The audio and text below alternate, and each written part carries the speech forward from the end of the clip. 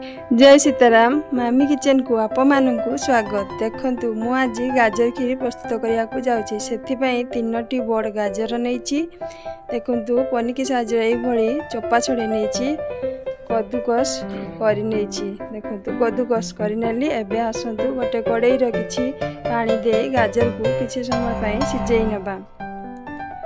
देखु गाजर पकई घोड़नी देदेली 5-10 मिनिट पर खोलिकी देखा गाजर सिझिला कि नहीं एवं घोड़नी देदेबा।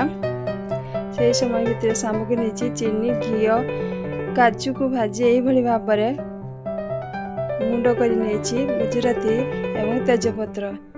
देखु आमर गाजर सिझी आसला एवं से क्षीर ढालीदेबा। मु 1 लीटर क्षीर गरम कर रखी से देदेली। देखु मो वीडियोटी लाइक और सब्सक्राइब निश्चित करेंगे। एबे किसी समय गलई नहीं से चीनी देदेबा एवं तेजपत्र 2टी देबा। से किसी घी पकेबा भजा होता काजू को से पकईदेबा। एबे किसी समय गलई नवा गलई नहीं फुटा को छाड़देबा। देखु आमर गाजर खीरी प्रस्तुत हो आसला किसी घी पकई गुजराती गुंड को से पकईदेबा। गुजराती गुंड को पकई किसी समय गलई नवा। देखो गलई नेली मोर गाजर खीरी प्रस्तुत हो गला।